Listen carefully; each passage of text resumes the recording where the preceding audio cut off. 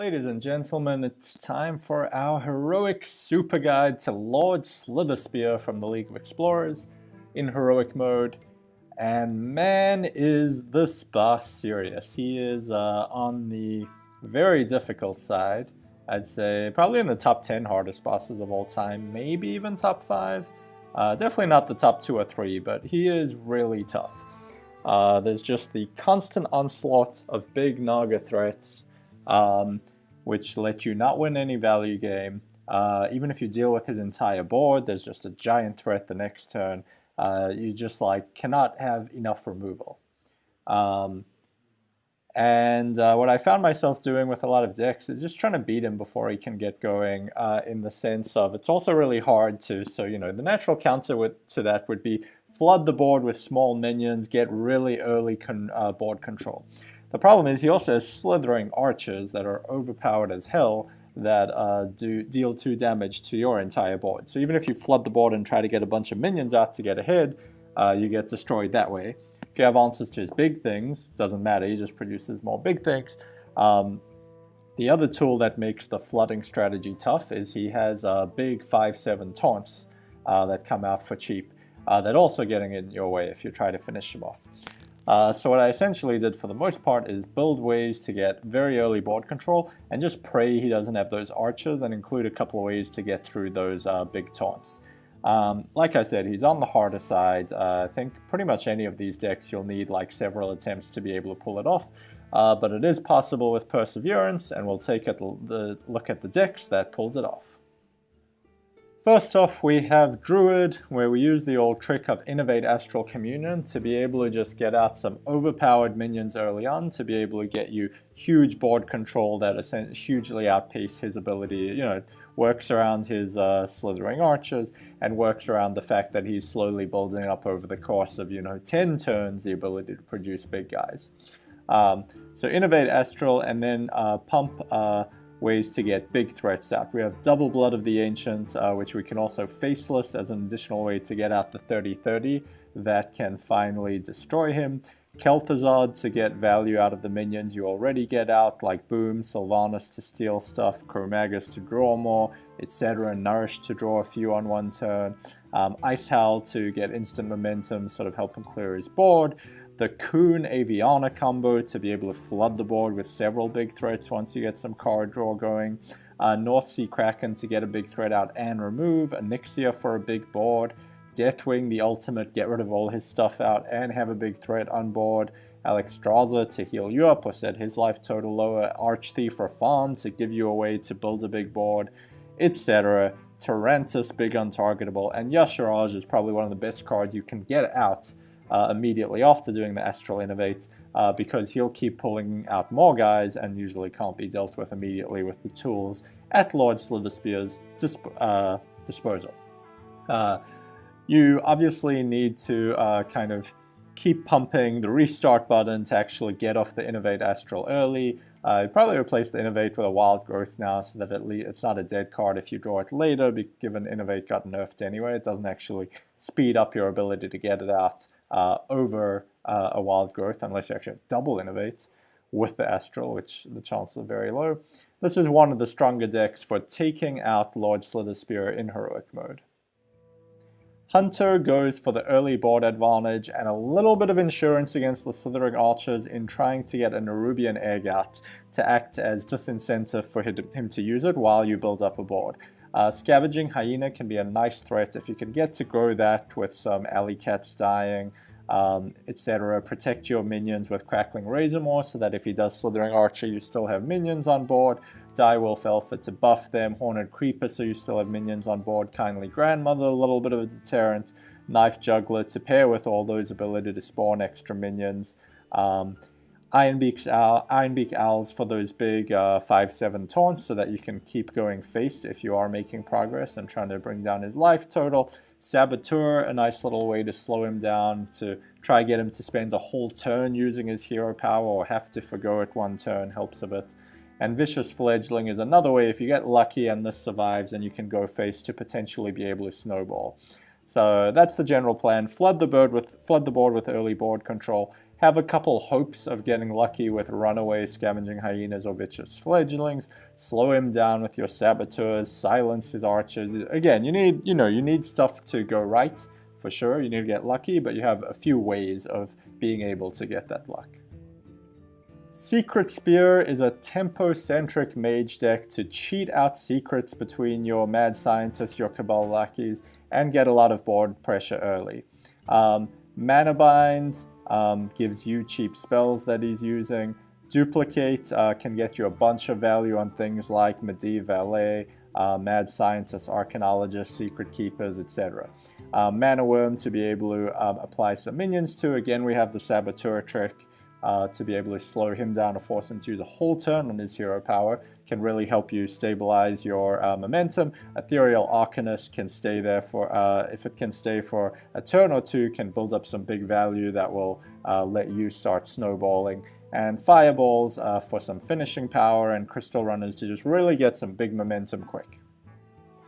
Paladin is what I beat him with at the time. Like you've seen for the last few Heroic Bastard League of Explorers that I have done these super guides for, I kind of just plowed through a bunch of them with the powerful Secret Paladin deck of the time. And if I recall correctly, I was really lucky with this one because I think I actually beat him on the first or second attempt. But I didn't have the camera running when I was trying to capture at least beating each Heroic Boss once. When I later came down to trying to get it to happen with the camera recording, man was it hard. So I do not think this is a great deck. You need to get pretty lucky and get things to happen in the right order to just build up a board that can surmount him. I don't think there are even any changes in here compared to standard Secret Paladin at the time. But the game plan is pretty obvious. Get some good minions out early like Shielded Minibot. Get lucky with, Muster of Battle that doesn't get hit by Slithering Archer. Maintain momentum until you can get Mysterious Challenger out to put up all your secrets, prevent his attacks from being meaningful, buff your board further with Avenge and Competitive Spirit. If you can follow that up with Boom and Tyrion, you have that finishing power to finally put him out of his misery. For Priest, I went in on getting a buffed up OTK minion with your usual trick of, buffing the health incrementally with things like Power Word, Shield, Cabal Talon, Priest, Velen's Chosen, etc. And eventually getting off something like a double Divine Spirit in a fire to punch him in the face for a ton of damage. Now, you have Deaths to be able to work through his 5/7 taunts. You have Shadow Word Pains as more removal, Radiant Elemental to help cheapen everything, Northshire Cleric to help you draw through to your combo to be able to finish him off. Master Spell, if he does build up a big board and you need a bit of time to survive, you can Master Spell it to turn all his Nagas back into 1/1s that regenerate by his hero power. Lyra for a bit of value, and Light Bomb, another way to be able to deal with a big board on his side. If you can do something like, Light Bomb while you have a minion out that's like high health and little attack, that can give you the extra turn or two you need to find your inner fire to be able to really benefit from it being high health.